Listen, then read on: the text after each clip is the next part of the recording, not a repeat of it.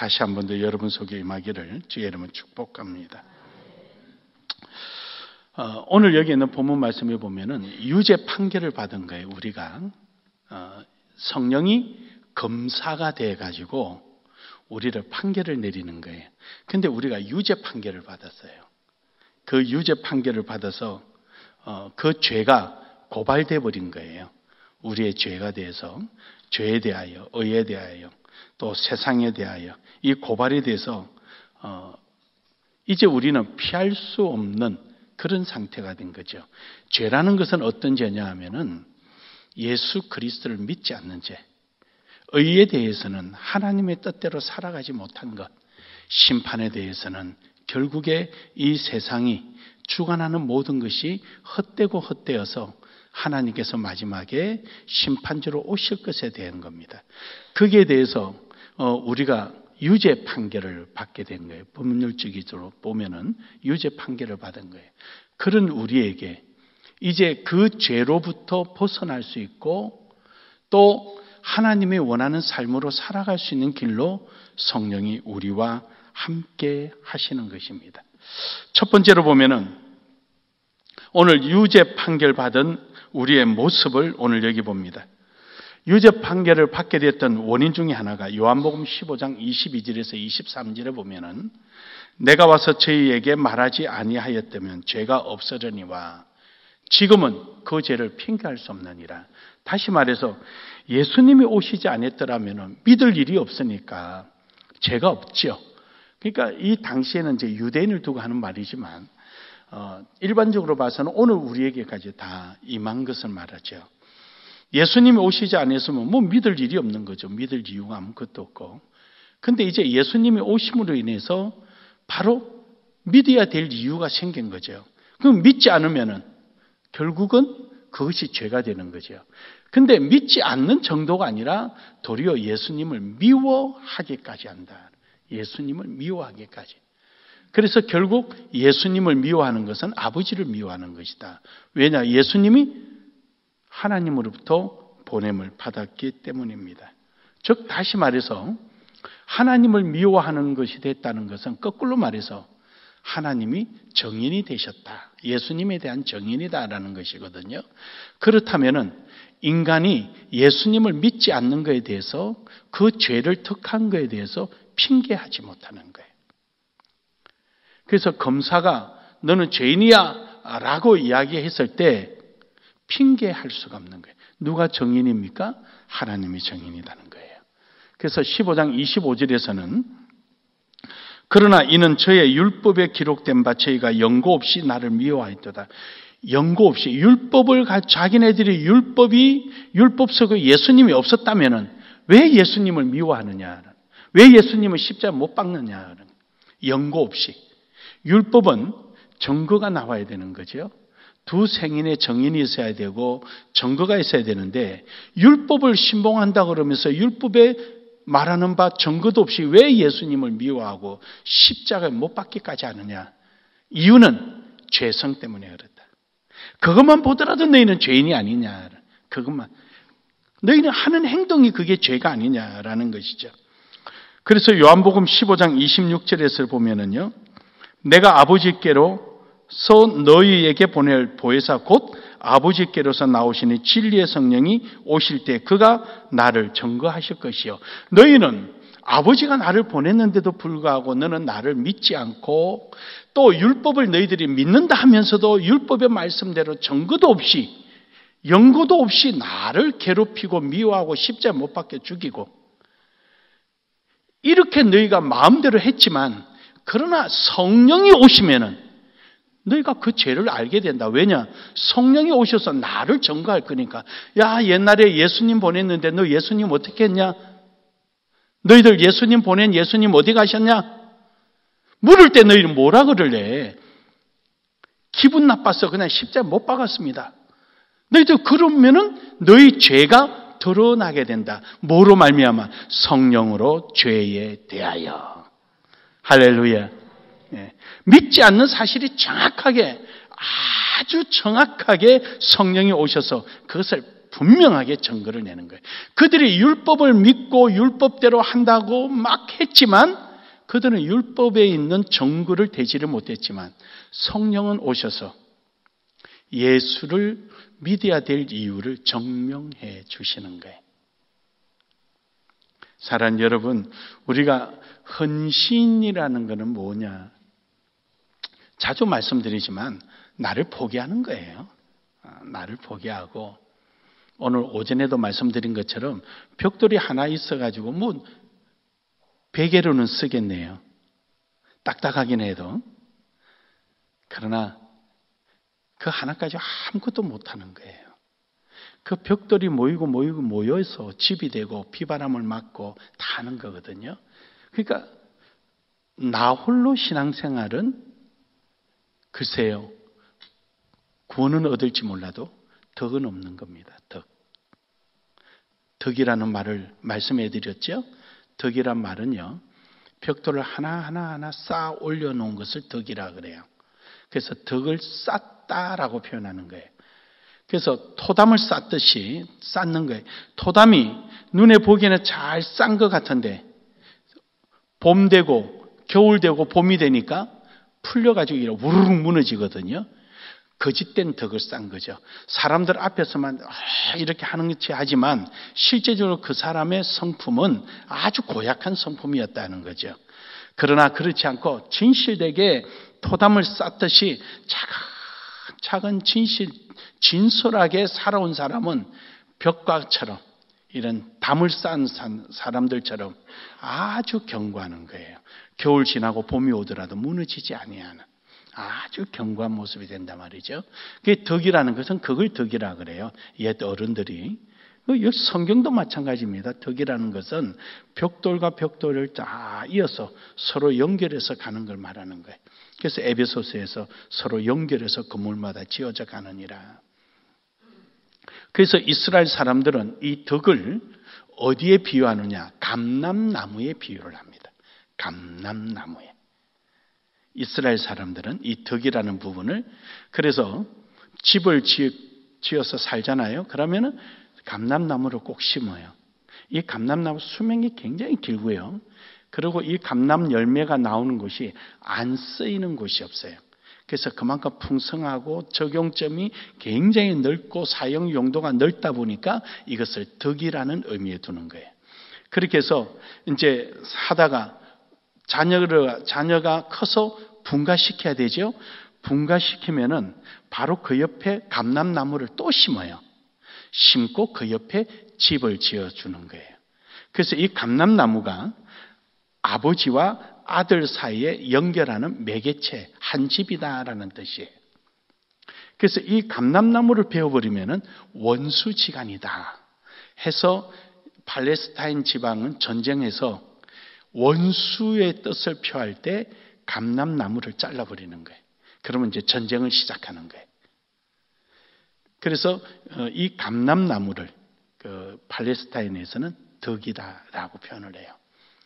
그래서 우리는 이렇게 하나님 안에서 주님 안에서 주의 말씀을 따르고 예수 그리스도를 믿고 어느 순간에 뭐 믿기도 하지만 믿은 삶이 계속 지속적으로 덕을 이룰 수 있는 이런 삶이 이루어져야 합니다. 그래서 성령께서는 우리에게 오셔서 우리로 하여금 그 죄를 깨닫게 해주시고 피할 수 없는 수치감을 느끼게 하는 거예요. 왜 그랬을까? 그래서 심한 회개가 일어나게 하는 거예요.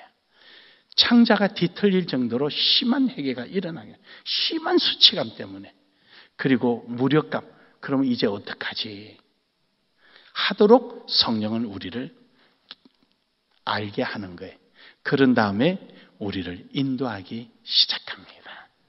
여러분 그 과정 겪었었죠? 다 겪었죠? 지나보면 아이고 왜 그래서 바보처럼 이제 이런 생각. 그런 과정을 다 거쳐서 이제 주께 의지하게 되고 매달리게 되는 거죠. 두 번째로는 성령은 절대 표준이 됩니다. 우리의 삶의 표준이 되시는 거예요. 그래서 성령을 우리에게 보내주셔서 성령의 인도함대로 따라가게 하시는 거죠. 이사야 61장 1절에 보면은요, 주 여호와의 영이 내게 내리셨으니 이는 여호와께서 내게 기름을 부어사 가난한 자에게 아름다운 소식을 전하게 하려 하심이라. 나를 보내사 마음이 상한 자를 고치며 포로된 자에게 자유를, 갇힌 자에게 노임을 선포하며. 그러니까 결국 저기서 보면 우리가 해야 될 삶이 저 속에 다 들어가 있는 거예요. 저기 보면 기름을 부어서 가난한 자에게 아름다운 소식, 복음의 소식을 전해주는 거죠. 가난하다는 것은 어떤 물리적인 그 가난을 표하는 것이 아니라 그들이 어찌할지를 모르는, 길을 모르는, 모든 것 속에 만족감이 없는 늘 빈곤함 속에 살아가는 사람. 돈이 아무리 많이 있고 아무리 뭘 뽐내고 다녀도 항상 배고픈 사람처럼 뭔가 부족함을 느끼는 가난한 자. 바로 그 자리 누구냐? 복음이 없는 자예요. 복음이 있으면은 한 끼를 먹어도 행복한 거예요. 할렐루야. 그래서 예수 그리스도 한 분만으로 만족하는 이유가 바로 복음 때문이 아니겠어요? 그래서 우리 나눔의 교회는 이 복음을 위하여 나아가는 거예요. 그래요, 여러분. 오늘 여러분과 저는 성령이 우리의 표준이 됨을 꼭 기억하시길 바랍니다. 그래서 성령이 우리를 인도해 주시는 거예요. 그 의에 대하여 하나님의 일을 하지 않고 하나님의 뜻을 반하게 살아가니까 불이한 거거든요. 그러나 성령이 우리 속에 들어오시면은요, 우리를 하나님의 의의 길로 인도해 주시는 거예요. 할렐루야. 그래서 성령이 우리의 삶의 표준이 되는 표준.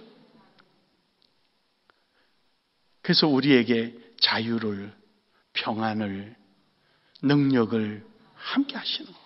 이 모든 은혜가 여러분 속에 있기를 주의 이름 축복합니다.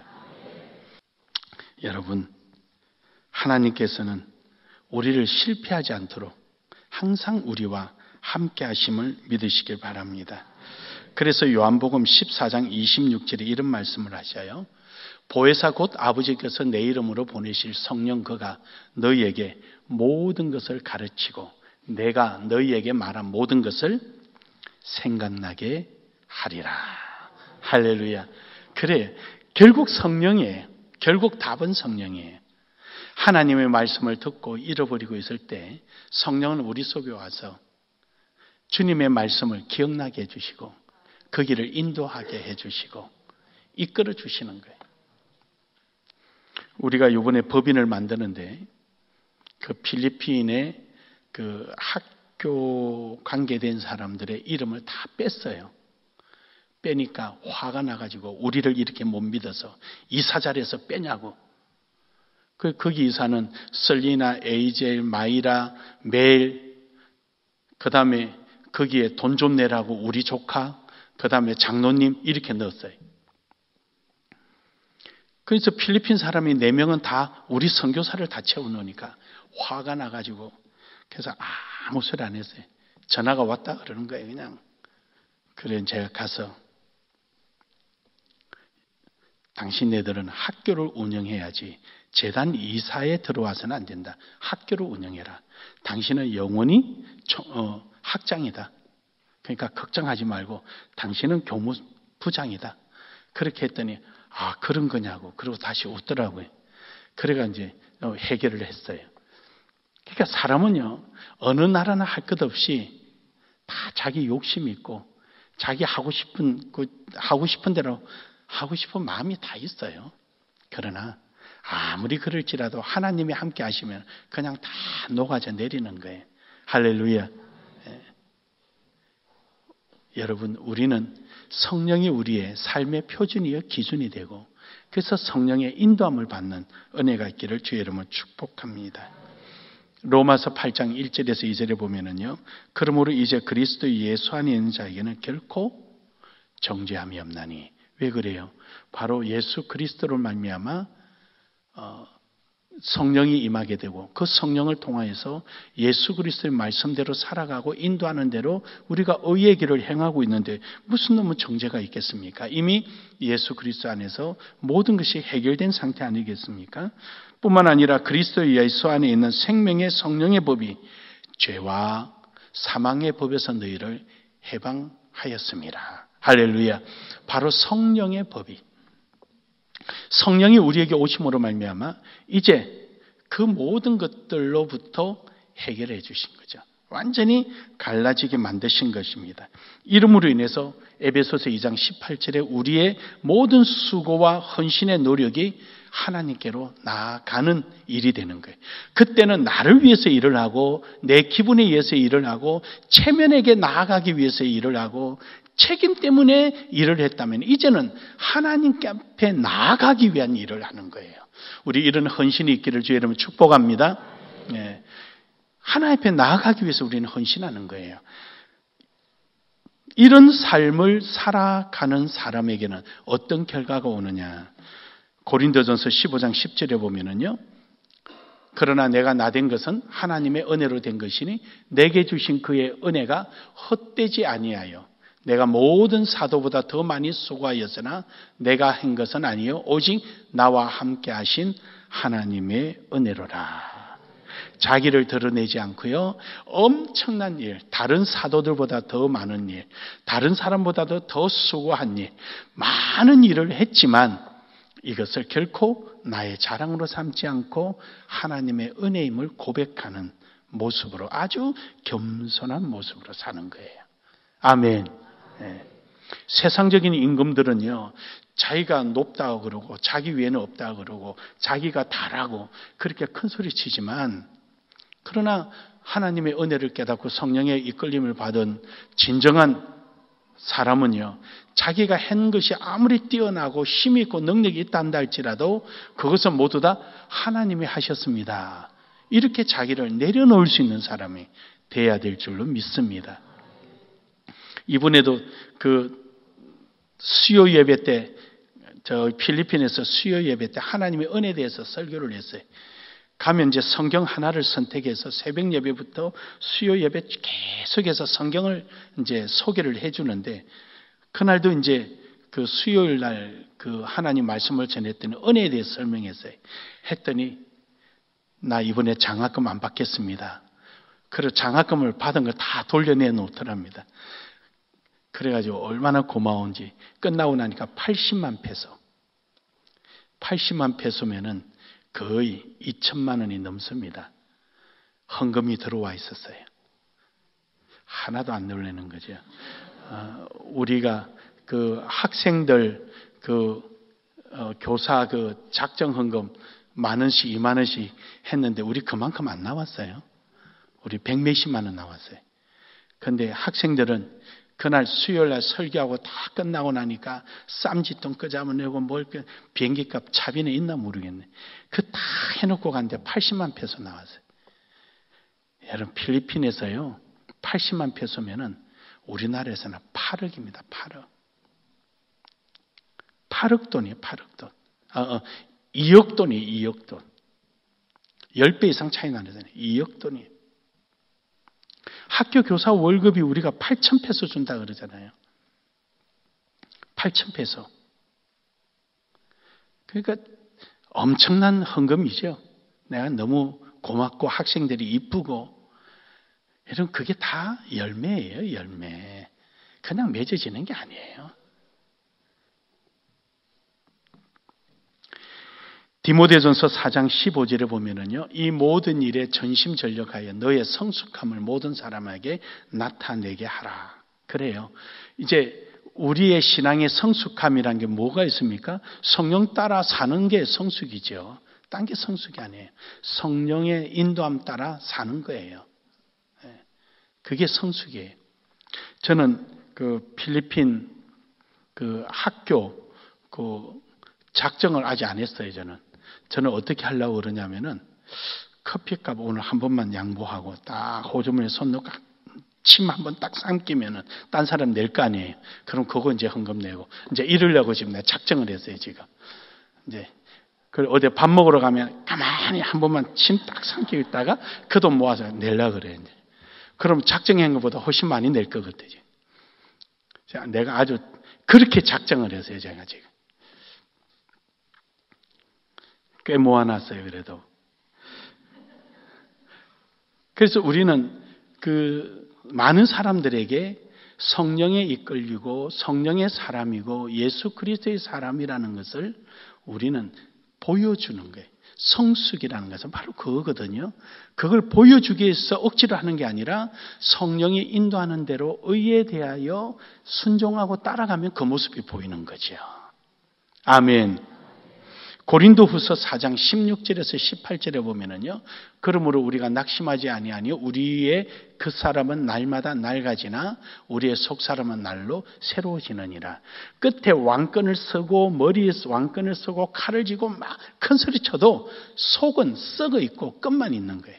그러나 우리가 양보하고 내가 헌신하느라고 내가 모든 걸 포기하고 내 자신을 내려놓고 끝은 보잘것없이 보일지 모르지만 속은 날마다 새로워지고 하나님의 능력으로 채워지는 것입니다. 그래서 18절에 뭐라 그럽니까? 우리가 주목하는 것은 누가 한번 그 자세히 한번 봐봐. 보이는 것이 아니요 보이지 않는 것이니 보이는 것은 잠깐이요 보이지 않는 것은 영원함이라. 할렐루야. 땅의 거는요 잠시 잠깐이에요. 하나님께 남는 것이 진짜 남는 거예요. 하나님께 남겨내야지 뭘 남기려고 그래요. 그래서 우리 하나님께서 하시는 역사, 하나님께서 인도하시는 것. 그래서 요한복음 14장 27절에 보면은요 평안을 너희에게 끼치노니 곧 나의 평안이라. 너희에게 주노라. 내가 너희에게 주는 것은 세상이 주는 것 같지 아니하니라. 너희는 마음에 근심하지도 말고 두려워하지도 말라. 할렐루야. 그래서 성령의 인도함 따라 내가 지금 점점 그 사람이 후패하는 것 같으나 근심할 필요 없어요. 속 사람이 새로워지는 거죠. 항상 변화되고 하나님께서 우리를 사용하시고 주께 기억되는 삶입니다. 이것은 곧 고린도전서 12장 27절에 보면은 너희는 그리스도의 몸이요 지체의 각 부분이라. 여러분 저기 있는 말씀은 참 성도와 참 성도로서의 하나님의 참된 성도로서의 관계를 의미하는 건데 저기서 우리가 저 말씀만 가지고 한번 예수님께 빗대어서 한번 표현을 해보면은요 너희는 그리스도의 몸이요. 그리스도의 몸이라는 지체란 말인데 그리스도의 몸이라는 것을 좀 더 확장해서 표현하면 어떻습니까? 예수님은 십자가에 못 박혀 죽으시고 때리면 맞고 정말로 힘없는 것 같은데 무덤을 열고 나오신 신령한 몸이 됐습니다. 여러분 우리가 끝은 후패하여도 속은 새로워지고요. 이 세상이 감당하지 못할 일들을 하나님은 여러분과 저를 통해서 이루어 가시는 것입니다. 그래서 우리는 각 지체의 각 부분이라. 그래서 각자에게 맡겨진 일, 각자가 해야 할 일들 우리는 그 일에 대해서 최선을 다해서 이 세상의 임금은 힘 있다고 하지만 심판받지만 여러분과 저는 상급을 받는 은혜가 있기를 주의 이름으로 축복합니다. 결론적으로 여러분 성령이 여러분과 저에게 오셔서 우리로 하여금 심한 수치감을 들게 하셨지만 그러나 우리로 하여금 하나님 앞에 기쁨을 누리도록 성령은 우리를 인도하여 주셨고 성령으로 인하여 하나님의 의가 무엇인가를 우리의 삶의 표준이 되어 주셔서 우리를 인도하시되 예수 그리스도의 말씀하신 바대로 우리를 인도해 주시고 아울러 우리가 행하는 모든 일은 이 세상이 감당하지 못하는 하늘의 신령한 것을 행하게 하셔서 때로는 그 사람이 후패하는 것 같으나 신은 속에 있는 새 사람이 날로 새로워져서 하나님 앞에 기억되고 인정받고 하나님 앞에는 세상에 난 사람 중에 이보다 큰 자가 없느니라 이 음성을 듣는 이 보람과 소망 속에 오늘도 힘찬 헌신이 있기를 주의 이름으로 축복합니다. 축복합니다. 아버지.